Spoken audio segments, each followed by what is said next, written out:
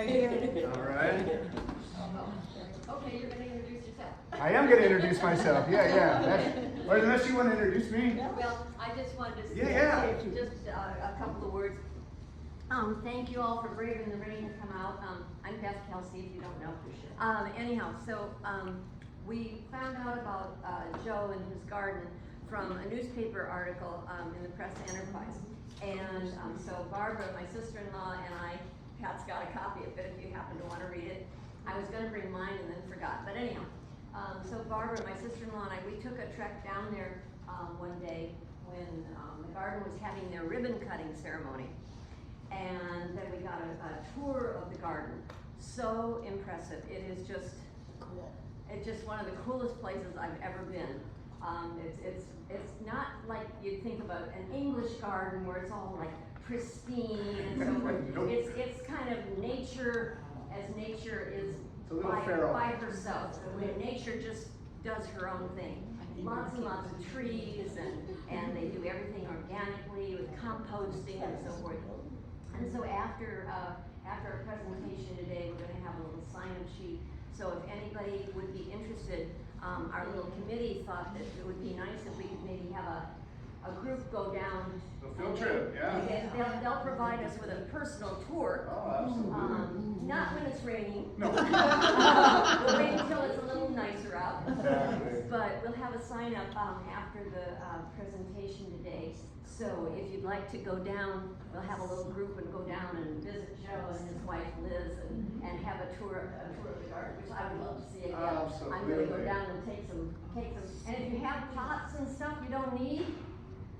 Oh, absolutely. You know, you get pots from garden the tools, store. you name it. Yeah, we can use it. Yeah. Because you know, you get pots from the store, you plant them. What do I do with a pot? Well, instead of throwing it in the garbage bin, Excellent. Exactly. there's a place for it to go. They call it practical recycling. Yeah. So, Joe Grumbine. All right. Well, thank you. So first of all, I want to thank you guys for inviting me to come here. This is the first place I've gotten a chance to speak on behalf of our project. So this is great. This is my maiden voyage with this particular presentation. I have talked about other things in the past, as you may guess. I brought enough content that I could just talk for 2 hours, but what will really make this thing work good is if you guys ask me questions and tell me what you think. That's what will make this really work best. I already know what's in here, so. You want to come out a little more because it's on your face. It's on your Yeah, face. it's on your Come face. up here. Oh. Front. Oh, okay. All right. There you go. Okay, there we go. I'm gonna have to keep turning around so I know where I am, but No, that's you're it. okay right now. Aside from that, so if I'm talking loud enough, that's fantastic. A good thumbs up lets me know. This is a great sized room, so I don't need a microphone or anything like that. What I'm about to share with you guys is more than just a garden. It's our dream. It's our life. It's the reason that we've spent all this time doing this and doing that and landing here where we're able to do the things that I'm going to share with you. So the concept behind this whole thing is very simple. And it's that nature and gardens are good for you. And most of us already know that, all right? You go to the garden, you work out for a little while, you feel good. You don't necessarily put it together that you're giving yourself therapy, that you're healing yourself from anything. Sometimes you feel a little sore. And so, but if you start to look at it from a particular lens, you realize that the people that are suffering are the people that aren't doing it. People stuck at a desk all day, people that are inside, you know, 4 walls and a ceiling all day long, and you know, you wonder why the beaches get so crowded and the mountains get so full because people want to get the heck out. Well, that's what we're going to talk about. We call it therapeutic horticulture. And the reason why we call it therapeutic horticulture and not horticultural therapy is that there actually is a thing called horticultural therapy, and they have a certification, and if you don't have their certification, you can't be that. But I'm a problem solver, so I figured we just turn the words around a little bit, we can say the same thing and not need a certification. So we all can be therapeutically horticultured instead of having to go to a horticultural therapist. Although one day, we actually started working recently with the California Therapeutic Horticulture Society, and we're gonna find a way to integrate. They're actually really impressed with some of the stuff we're doing. So, a point of reference, let's see if I get this thing moving right. Okay, this is our lovely logo. As you can see, we got some people wearing our shirts here, and we're really proud of it, and it kind of demonstrates kind of what we are. So, this is us. My wife Liz and I. You have to put that picture. I had to put that picture together. Believe it or not, I didn't spend a month putting this presentation together. I kind of put it together quickly. Okay, have the lights turned off so you can see this. All right, yeah. Or dim them in the middle. You want the front lights off? Yeah, the front lights off, I think would help. Just for the presentation. Yeah, that's better. All right, Turn that those work back better? on. Yeah, that's better. So, in 1996, my wife and I discovered this property. And it was a junk heap. It was an old rental, 2.5 acres of trash and old cars and just an old wooden bridge going across the dry stream bed and just a mess. And it was a property her parents used to own. And we walked down to the bottom. I looked out across the ground and I saw everything kind of sparkle. And I'm like, this is it. And it was just such a mess. If this was before digital cameras, so if you could see pictures of what it looked like, you would not have thought that, but it connected with me. And I was like, this is it, let's get it. So we did. And we spent the next almost year just cleaning it up. And ultimately we got married there. And that was what began this adventure. So when I talk about the magic of this place, it's more than just, we've got a beautiful place. There's 27 years of heart and soul put into this. And it wasn't just a one-hit wonder. It was, this has gone through a lot of different transitions. So a couple of years into it, we got this idea of starting a wedding venue. And so we explored that. And it was great, fantastic. We were booked for the whole year in advance, and then one of the neighbors decided to have a problem, and then the county gave us a problem, and it just became a nightmare. And so, well, that's how I learned to stand up and fight for what's right, but you want to fight the government, it's not an easy battle. So we decided to become a nursery, which they allowed us to do, but we're at the end of a dirt road, and I'm really good at doing things. I'm not a very good marketer, so the nursery struggled, and things came and went. But during that time, we started working with scout groups.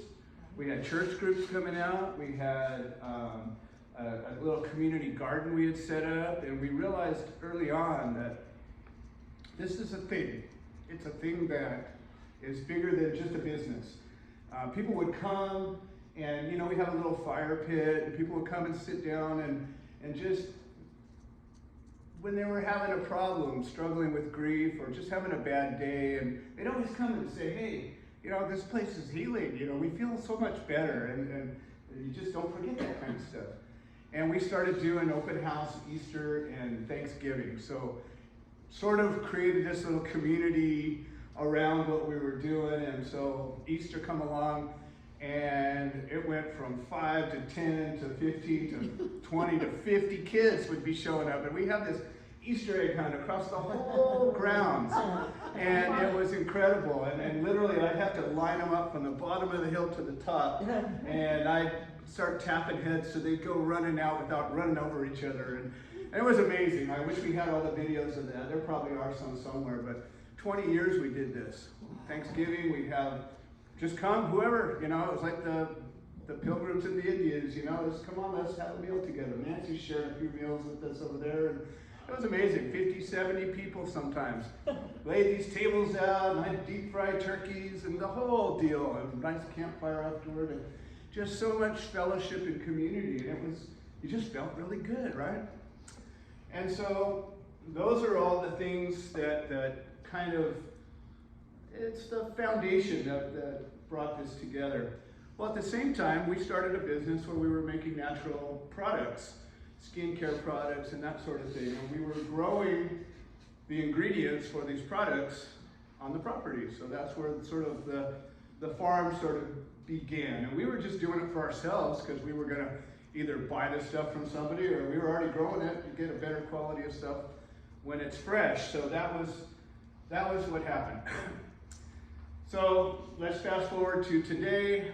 About a year ago, a little more than a year ago, we filed our 501c3. We got approved, did our incorporation, did all the paperwork stuff that I don't particularly care for, but you do what you got to do to get what you want, right? And so we began the Gardens of Hope. And so this is our team here.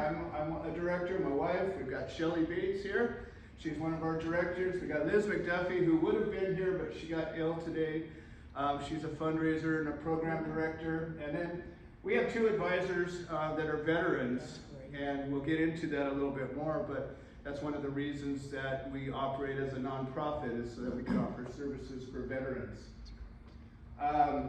So this basically, we started in January of last year. Everything we do is free for veterans.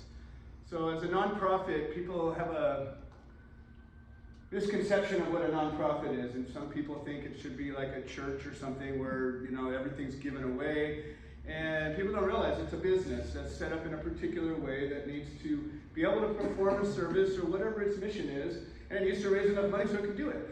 And so it just doesn't create a profit for itself. And I've run another nonprofit for almost 20 years, and I did it pure at heart in the way that you should have been. Don't do it that way, because today we're no better off than we were 20 years ago. We've done a lot of good work, but it's all grassroots volunteer stuff, and it's just really difficult. So we're treating this more like a real business, the way it should be, and so far it's going really great, and we're really happy, and people on all sides of it are finding value, which is what we want. So everything we do is free for veterans. If veterans want to come out and take a tour, just want to come and sit in the garden, want to pick some vegetables, whatever, take a class, whatever it is, show me proof of service, welcome. And that's our way of saying thank you. We have a certain freedom here that a lot of people take for granted, and we don't take for granted. Yes? I'm sorry, Joe, do you think you could move a little bit to your right? Oh, absolutely. I can't see this. Oh, yeah, no problem. This makes it easier for me as well, so I can see what I did. So what do we do? People are gonna say that, and you know, you get to know me and you're like, oh God, here he comes. He's got all this big ideas and complicated and this and that, and I was built that way. I don't have any way out of it. So I'm gonna try to explain it clean as we can. So what do?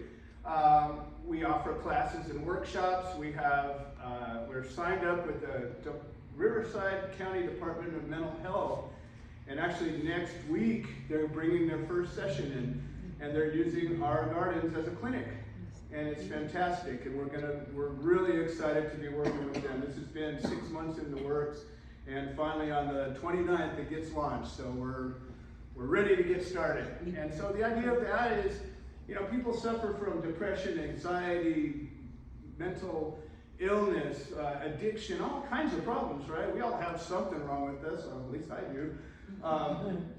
And I believe that these gardens can be helpful, not just like you go to a therapist, and where you go into a sterile office room and sit down and talk, and things, yeah, I mean, you can get good work done in that. But I just think that if you go to a place that's natural and relaxing, and when you're trying to work through things, sometimes just the stress of being in another place that's not yours makes it harder. And when you can come to a place, see a bird fly by, and kind of relax a little bit, maybe do better. So that's our thoughts. Classes and workshops. Education is key. I really believe that, again, our garden is where it happens today, but our goal is that the idea spreads, and we're going to have Gardens of Hope everywhere. And it's more than just a place. It's an idea, it's a concept, it's something that we all can take with us and share with the people in our lives. And hopefully it'll take off and the world can be better, not worse. I don't know where you guys are sitting here, but 20 years ago, I think things might have been a little better than they are today in a lot of ways for a lot of reasons. And I think if more people could just go, hey, why don't we work on solving some things rather than whatever else we're doing, we might be solving some things. So we do classes and workshops, retreats and meetings. We're in the preparation of some different retreats. We've got a women's group that's looking to put on a multiple day retreat. We've got a number of healing circles that are looking to put together a day retreat.